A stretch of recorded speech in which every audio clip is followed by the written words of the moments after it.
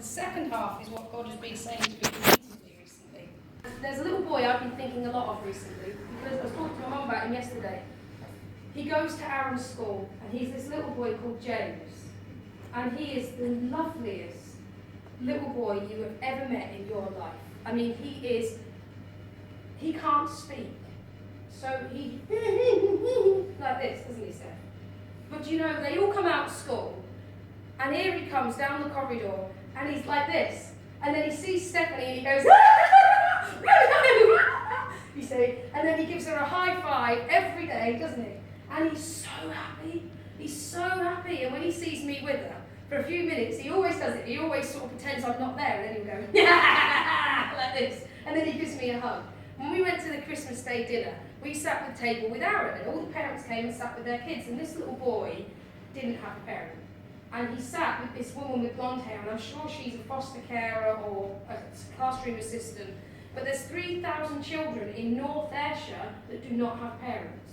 They're in homes.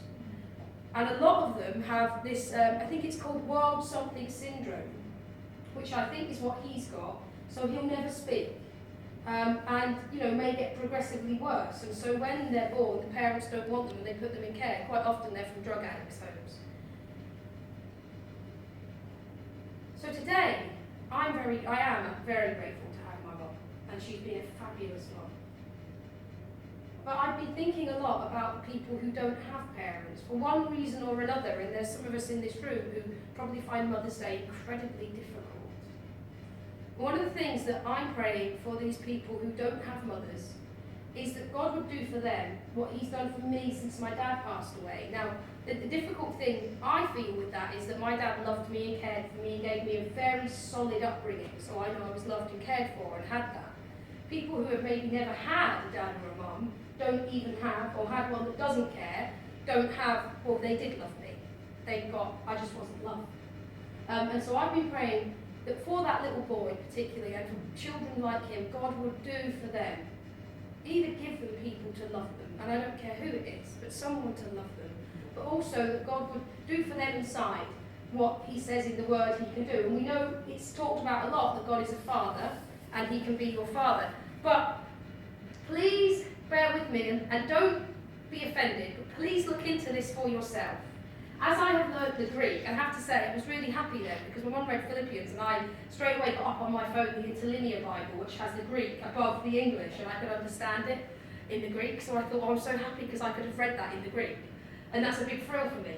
But as I've been studying the Greek, I have found several different things that as the years have gone on, traditional teaching have taken over on different issues, and we have a misconception of God. And one of the things is, and I'm not going to teach that God is female, please bear with me, is that God is not any gender at all. He does not have a gender. But he was revealed to people or scribed as male, because in their society, males were dominant. If you made a man like a woman, it was the worst degradation you could ever make of that man. That's why it says, do not lie with a man as you would a woman, because it makes him the filthiest and the lowest of anything if he was like a woman, because women were not their own people. They were bought and sold, you know, they were given away. They were concubines and slaves and all of these things, but they were not ever free. Men could be free, women could not. They were owned. And that's all the way through the Old Testament, then all the way into the New Testament. So anyway, when this God, who to all the other nations was to be the King of Kings, was to be described, he was to be described as male, not female. But I just want to read you a few scriptures and give you the connotation in the Greek to make a point this morning. It says in Genesis chapter 1, verse 27, humankind was created in God's image. In the divine image of God, he created them, female and male, God made them. We often take that verse, we're made in God's image, and we say Adam was made in God's image and Eve was made out of Adam. But actually that verse says we're made in God's image. Humankind was created in God's image. In God's image, God created them male and female. Or female and male, actually the Greek says, God made them. So both were made in God's image, because both is part of God's image. Hosea 11, verse 3 to 4 says, God says, yet it was I who taught Ephraim to walk, I who took them in my arms, but they did not know that I healed them. I led them with cords of human kindness, with bands of love. I was to them like those who lift up infants in their cheeks. I bent down to them and fed them. That was a picture of a mother in those days who looked after the child. Hosea 13 verse 8 describes God again as a mother. Like a bear robbed of her cubs, I will attack them and tear them asunder who hurt you. Deuteronomy 32 verse 1 to 12, like the eagle that stirs up its nest and hovers over its young, God spreads wings to catch you and carries you on pinions. Deuteronomy 32 verse 18, you were mindful of the rock that bore you. You forgot the God who gave you birth. So there again, he likens himself to a mother giving birth, because it was the female we created to give birth. Isaiah 66 13, God says, as a mother comforts her child, so will I comfort you. You shall be comforted in Jerusalem. Isaiah 49 verse 15, God says, can a woman forget her nursing child, or show no compassion for the child of her womb? Yet even these forget, yet I will not forget you. Isaiah 42 verse 14, God says, for a long time I have held my peace, I have kept myself still and restrained myself. Now I will cry out like a woman in labour, I will grasp and pant. Psalm 131 verse 2 says, but I have calmed and quieted my soul, like a weaned child with its mother. My soul is like the weaned child that is within me. Psalm 123 verse 2 to 3 says, as the eyes of a servant looks to the hand of their master, as the eyes of a maid to the hand of her mistress, so our eyes look to you, Yahweh, unto you to show your mercy. So God is there compared to a woman. And then God as a mother hen, when Jesus says, Jerusalem, Jerusalem, the city that kills the prophets and stones those who are sent to it, how often have I desired to gather your children together as a hen gathers its brood under her wings, but you were not willing. And then lastly, Luke 15, 8 to 10, it says, Jesus tells a story of a woman looking for a lost coin. And then he tells the story a bit later of a man and his son. It's not because the stories weren't given so that you could say, oh, see, he's a father in this one, it's just a woman looking for a coin. He was saying, I'm no gender at all. God is actually no gender at all, but it's his love. And he gave the picture of he to say, I'm dominant, and the picture of she to say, but I love. The most biggest picture of care is a mother and a child. And that's why it's so sad, I think, when children don't have mothers. Because traditionally, the biggest form of care would be as a mother comforts her child, not so much as a father comforts their child. We don't see it that way anyway. And so he says, Jesus said, or what woman having 10 silver coins is she, and she loses one of them, does not light a lamp, sweep the house, search carefully until she finds it. When she has found it, she calls together her friends and neighbours, saying, rejoice with me, for I have found the coin that I had lost. Just so, I tell you, there is joy in the presence of the angels of God over one sinner who repents. And so Jesus couldn't tell a story of a mother and a daughter in those days because it wasn't relevant, because mothers didn't have sway over their daughters. He couldn't tell a story of a mother who loses her son because it was only the father that had the sway over the inheritance. So it was nothing about gender he was trying to give the message across. It was nothing about gender. He was using pictures from their day to give a picture of himself and to say, I'm dominant, I'm the be-all and end-all, I am the King of Kings, but I love you. And there was no gender there. So I want to encourage anybody this morning who doesn't have a mother, or who never had a mother, that as much as some people can be very definite that God is a father and must be spoken of as he, actually the Bible in the original language does not give that indication. It says, I'm no gender at all. I am no gender at all, but all of the parts of these people at that time are what I want to be to you. So as strong and as powerful and as able to give you my inheritance, as a man was in Jesus' days, how much he is able to give us his inheritance. And as loving and as kind and as caring as a mother was in those days, is how loving and kind and caring that God is. But there is no gender. And so this leads me to my second point, which is my illustration. It's okay to know these things up here. It's not so easy when you start to either apply them to your life or he starts to apply them to your life. And one of the things, I've got the book here, I want to read it to you, so I'm just going to grab it.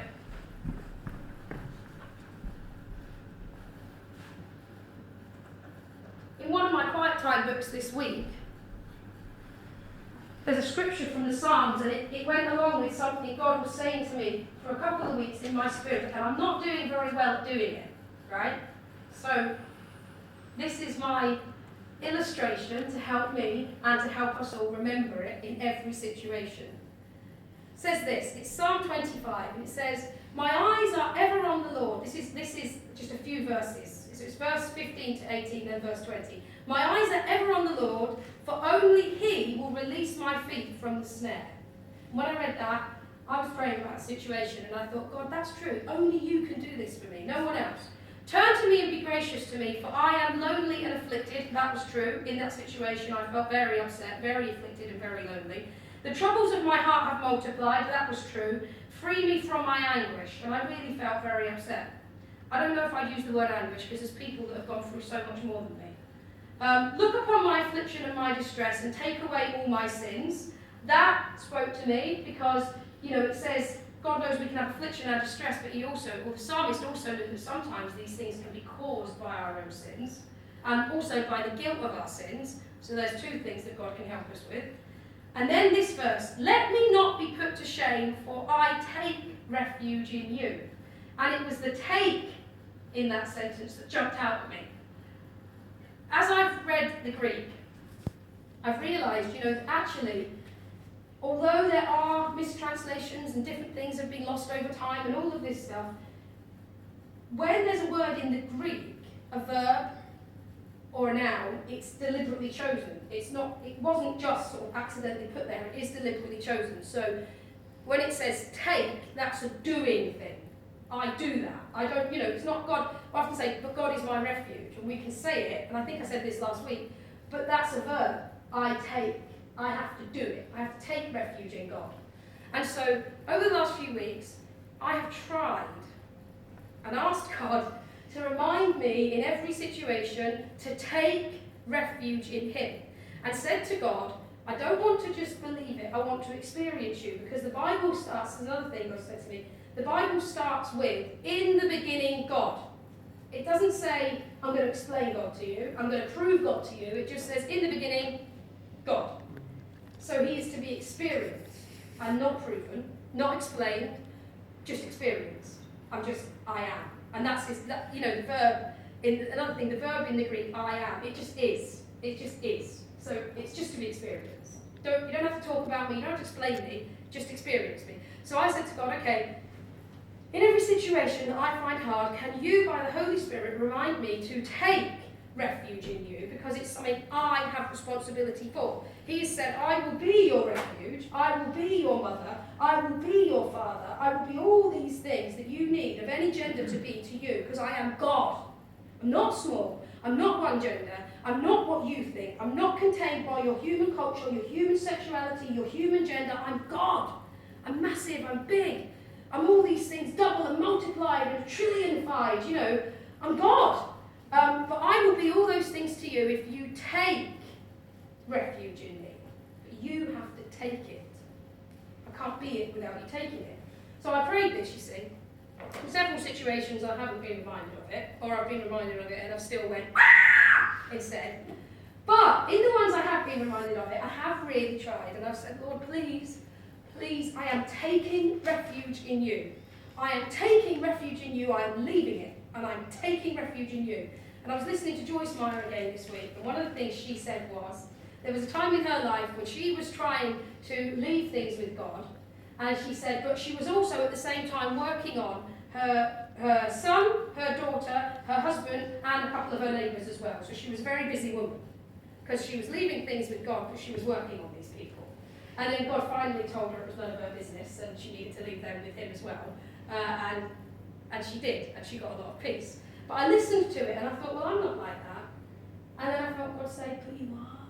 Because inside you're always wound up, worked up, particularly about people. I'm very protective of my family and my little brothers, I love them. So I'm very, very protective of them. And I got myself in a very bad state over one of my brothers this week. Because I love them and I have to look after them and I have to protect them. And God said to me, but you're working on him, aren't you? You're working on him. And I thought, well, I am working on him, but I'm also praying for him. But it was the prayer, some situations it still is, the prayer of, oh, please do it now, do it, just fix it for him, because I can see what's going to happen, because I'm older than him. So anyway, I asked God to help me take refuge in that situation. And this morning, I came to a point with one of my brothers where I could have worked on him, and I stood by the radiator in the living room, and I said, Lord, I'm going to take refuge in you now. Take this from me, because it's really troubling me. So I choose to take it. I will take my refuge in you. And he did do it. I still have the concern. I still love my brother, but he did it. And I felt at peace, and I felt God saying, I can deal with that. So I want to show you my illustration. Okay, Auntie Kat prayed and said, I think it was you, prayed for, thank you for the storm, the stormy winter. Yeah. Well, in a stormy winter, when you're going to camp outside, one of the best things to have is a tent. And I know a family who went camping, this is years ago, and she phoned me up and she said she was going camping with her daughter. And they came home very quick. And I was on the phone to her daughter, so I was friends with her daughter, and I said, well, what happened? Why are you back home? She would put the tent up and it blew away. We chased it across the field and couldn't catch it, so we came home. So anyway, but let's imagine we're in a stormy winter. Well, we know a stormy winter's coming, right? And so we put up our tent. It's a bit lopsided, but that's okay. Now, I've also brought along two things. A yellow umbrella, because when Gary fixed the van the other day, it was teeming of rain, and so I was in Asda, and he so kindly walked all the way to the front door of Asda looking for me with a yellow umbrella. And I looked at him, and I'd actually come out, so I came around the back of him. And I watched him walking, and I thought, that's a really good idea to have an umbrella, because of course he wasn't getting wet, and I was. But then when I met him, he walked all the way back to the van, holding the umbrella under my head. And as we got to the van, I thought, oh, I better search for the keys, so I walked round here, and suddenly realised I'd left the shelter of the umbrella, and I felt it. And I thought, oh, it really does make a difference, an umbrella, doesn't it? Because I hadn't been under an umbrella for a number of years. So, oh, sorry, Michael. So I've got my tent. In case I need to come out of my tent, I've got my umbrella. And I've also got a very big waterproof jacket. Used to be my dad's, so that should fit me. Right. But I do want to say that as Christians, if we're in a storm and we pray, quite often God just takes the storm away. So, before I do the illustration, it's important to remember that as Christians, quite often God just takes the storm away. That's not true. Sorry? That's not God. Amen. No, it is true, isn't it? No, it's not. No. What, he doesn't take the storm away? No. Oh, right, okay. So actually, as Christians, quite often we have to go through the storms. Yeah. Right, so what is the best thing to do in a storm? I will be with you in trouble. Right, so I will be with you, so what's the best thing to do? Take refuge, right? So as I've said, the storm is going to come, and I want you to imagine, has anyone got a glass of water? Yeah. Or can you bring it over a minute? I want you to imagine, okay? And this is for me as well. Please nobody throw it back in my face when I don't do it, because I'm learning like everybody else. I want you to imagine that the storm is about to come, and the rain is about to come, and you can see it coming, or maybe you're standing in it. And like me, so very often, you know that God has said, take refuge in me. And we don't do it. So what happens? We get wet, yeah, we get soaked, and then we get cold, and then we shiver, and then we feel sorry for ourselves, and then if you're me, you get angry and annoyed, and then you lash out, and then you're bitter, and then maybe you're unforgiving, And then you carry that storm with you and that hard situation with you for many, many, many, many years, and quite often you think about it again and again and again and again and again. And it's okay you're thinking about it, because it's not you've not forgiven, it's just you were so very badly hurt. Am I right? Yes. And then those people become an issue to you, and even if you don't have anything to do with them anymore, because maybe it's better that you don't, they still reoccurringly come back up. Because they hurt you so very, very badly, and that was such a awful thing, and they're so hard to live with. Because what did you not do? Take refuge.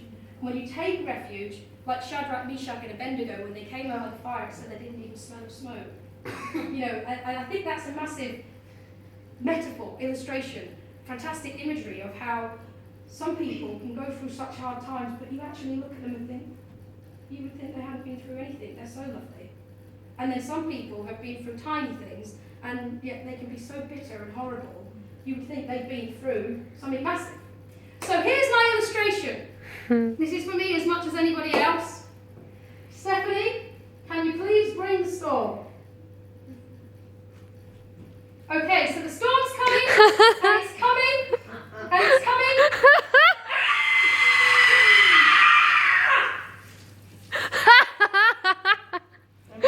Oh! I can't believe you did that! I cannot believe you tipped that on me! Right, that is it, I'm going to leave now, I'm not taking any more of this. I cannot believe in this room you have tipped this all over me, and Pastor Gary is pointing you at the judge. And I will never forget he's done that ever.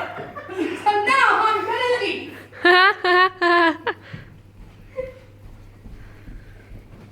And that's it. I'm going to try her now. I didn't know whether to get the one from Gary or not.